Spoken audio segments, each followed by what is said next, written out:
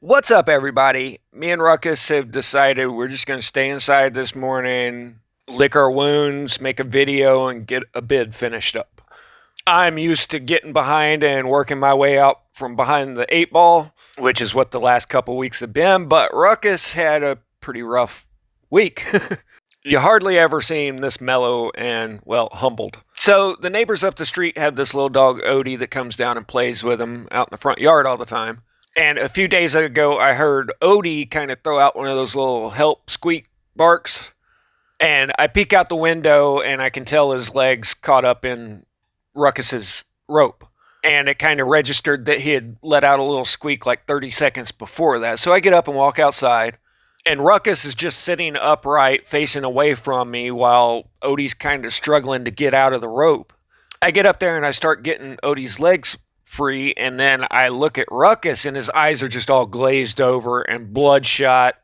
And I look down and his collar is wrapped around like 3 times. And the latch is like tied up at the bottom, and I'm in, let's go mode. I can't get the thing undone. I'm sitting here thinking, okay, a fillet knife in the van. And I'm going, crap, he's about to pass out.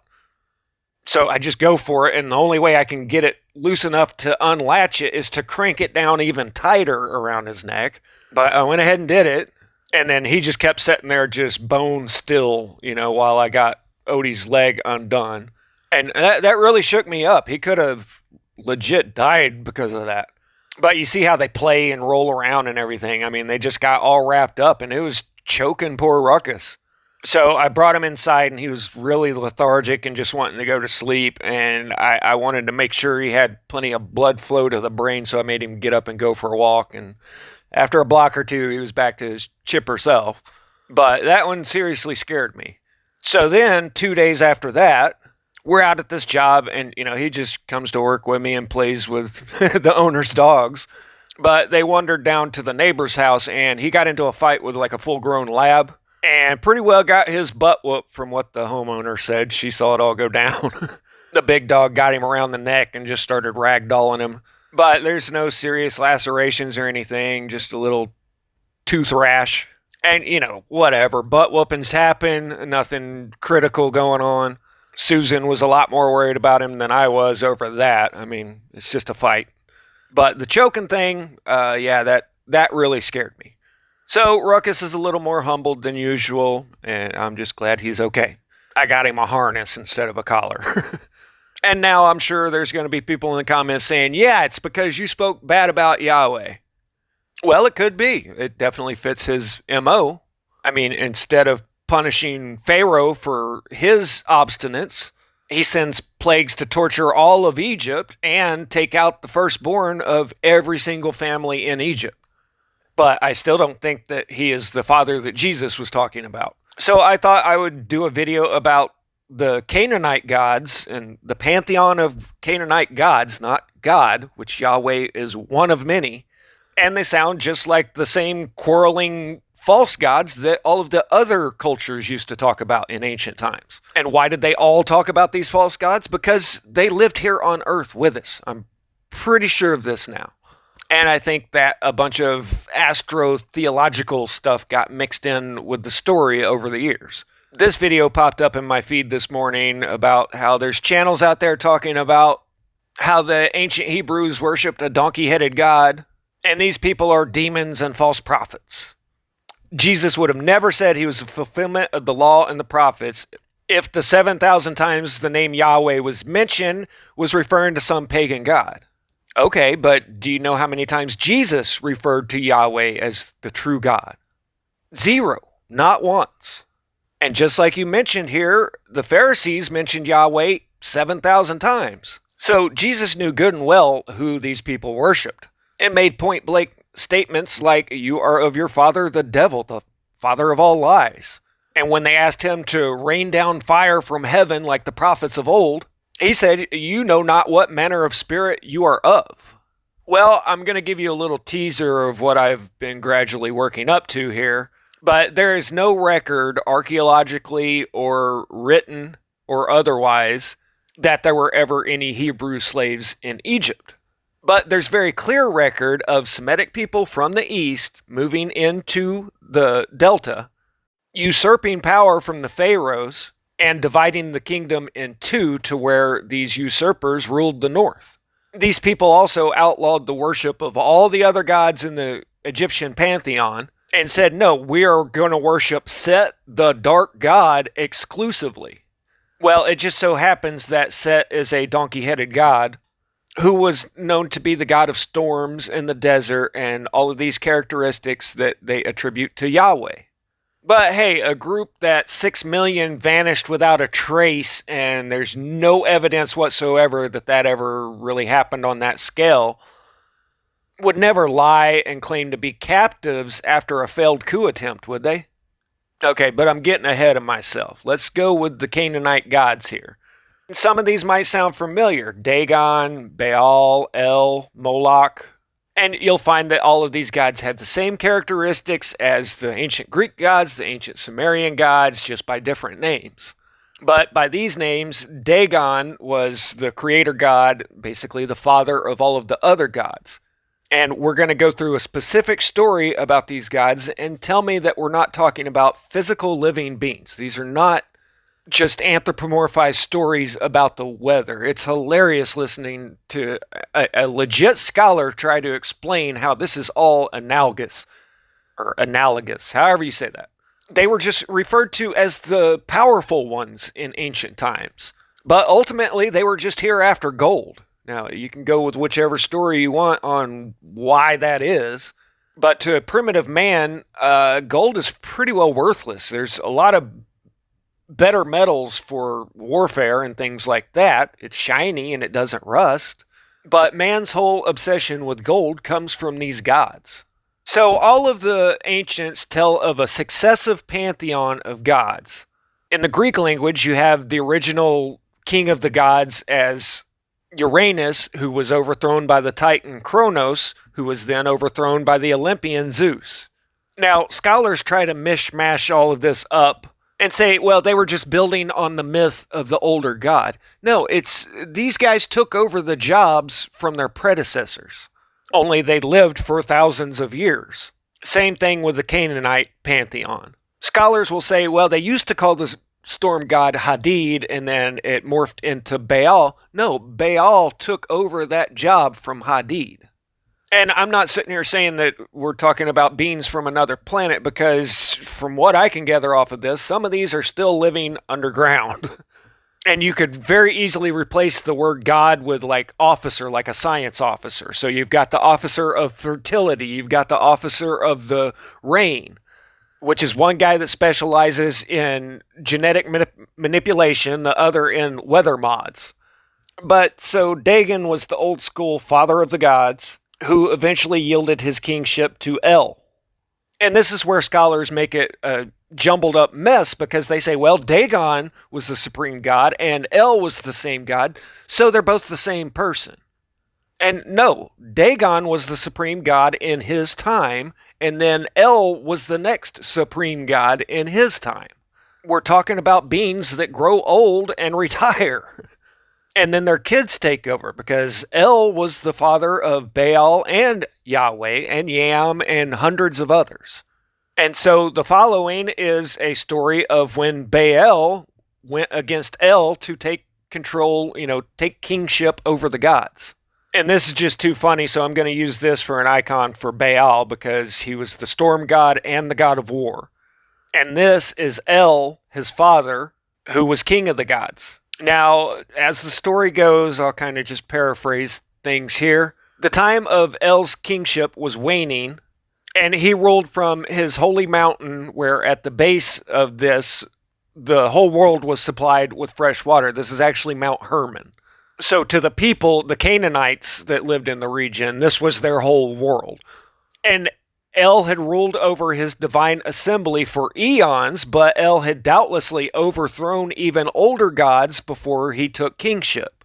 El's wife, Asherah, the lady of the sea and the mother of the gods, visited El with Prince C, and they told this Prince C that he would be the king of the gods. Now, Anat heard about this, and if this isn't an Egyptian depiction of Anat, then I don't know what is. But she's described as the violent and angry sister of Baal. There's hundreds of brothers and sisters, but evidently these two were close, and she was the violent, angry one. And she was an enemy of Prince C. And Anat was angry that Prince C was going to become king. So basically, all of the gods start dividing. Some are on Prince C's side, some are on Baal's side. Prince C demands that the other gods hand over Baal to him so he can, quote, inherit his gold. Now, I don't know about you, but I don't see how spiritual beings have any desire whatsoever for gold. But physical ones do. So this Kothar Wahasis constructed two mighty weapons for Baal to destroy Prince C with, and he calls them Driver and Chaser. Now, I'm going to shorten this story big time because it's not written in English. The syntax is all off. It's written like a poem. But you've got this feud going on between the gods, and Prince C sends his messengers to a feast that El is having. El still being the king of the gods. And he instructs his messengers to go in, don't bow down, don't, pay your respects, just walk straight in and deliver my message. And this is back in a time where a messenger is to be treated as the king or the god himself. So the messengers walk in, they interrupt the feast. All of the other gods bow their heads down in honor to the messenger. And Baal gets mad and says, no, this guy isn't even king yet. This is his messenger. Anyway, he kills the messenger. This starts a full-on war between all of the gods, and plenty of humans are caught up in this. There's accounts of Anat wading through blood knee-deep and wearing a necklace of human skulls and all this stuff. Eventually, Baal kills the Prince C with the divine weapons that were made for him. And he does his victory tour in front of all of the gods and all the people that he's now the supreme god. But Mot, the king of the dead in the underworld, doesn't attend his divine banquet and refuses to accept him as king.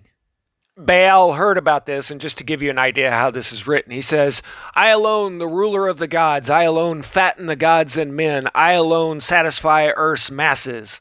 So he sends his messengers to Mot in the underworld with this message. Mot, Death, replied pretty cryptically with, the fleeing serpent finished off the twisting serpent, and the seven-headed monster of the heavens withered and weakened like the folds of your robe. Now you must descend into the throat of El. Now, that sounds weird to me, but evidently it was pretty serious because this made Baal really worry, and he surrendered himself to death.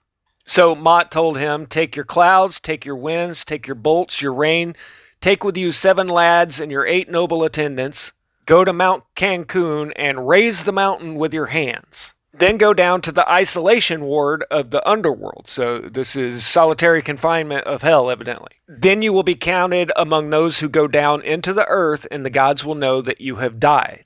Well, Baal concedes to this, but on his way there, he stopped off in a field and coupled with a heifer many times. And yes, coupled means what you think it means, because eventually it bore him a son.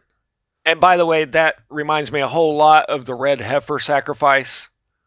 And that was probably the worst rendition of that story that has ever happened. I'm sorry. It's written in a way that's hard to even break down into manageable bites. But let's go over some things here. These gods procreate. They have fathers and mothers and brothers and sisters. They eat because they're having a feast every other line. They evidently grow old and have successors to whatever station they hold. They have weapons they can kill each other with. They can take out whole cities worth of men. And they die and can be sent into the underworld. So that pretty clearly describes a mortal living being and not some ephemeral supernatural entity. Now, the name Baal just means Lord, and all throughout the Old Testament, they just call God Lord. Where was Yahweh during all of this? Well, Yahweh to the ancient Canaanites was just the god of metallurgy, just like the god Vulcan was to the ancient Romans. The name Yahweh is often interpreted as I am that I am. But I'm not going to get into a philological discussion right now. Back to the video from the beginning that popped up in my feed this morning. Sling and Stones is saying that people like me who question all of this are putting out evil demonic teachings, because I think it's possible that this Yahweh is not the Father that Jesus Christ was talking about. And then they say that one of the first accounts of Yahweh revealing himself is to Moses at the burning bush. Well, that's true-ish, I guess. We just skipped over all of the Genesis accounts of like Abraham and whatever God it was that he dealt with. When Moses asked this entity, what should I tell the Israelites that you are? He said, well, just tell them I am that I am. And that I'm the God of your forefathers, but nobody ever called me by this name. I was known by other names, which seems a little suspicious to me, because the old names were El, of the Elohim, like angels, which means messenger of God. And all of the angels' names end with El, like Raphael, God is healed. Michael, a gift from God. Gabriel, God is my strength. It's obvious that El is God in all of these scenarios. Prior to that, he was known as El Shaddai, El Elyon. But then in Exodus, which is only the second book of the Bible, he says, well, okay, now I'm Yahweh, and I will forever be called Yahweh and be referred to as Lord, which is what Baal goes by. So I don't know. Maybe I am one of the false prophets talked about, and you definitely shouldn't listen to me. But these are some of the comments from that video saying that I'm doing demonic teachings. Kind of ironic that the one guy says it's easier to fool people than to convince them they've been fooled. And above that, Shield of Faith proudly confesses that Jesus is Yahweh God. So Jesus that healed the sick, cast out demons, and when asked to rain down fire from heaven, told them that you don't even know what spirit you are of. Just all of a sudden had a big change of heart from all of his actions in the Old Testament, where he plagued Egypt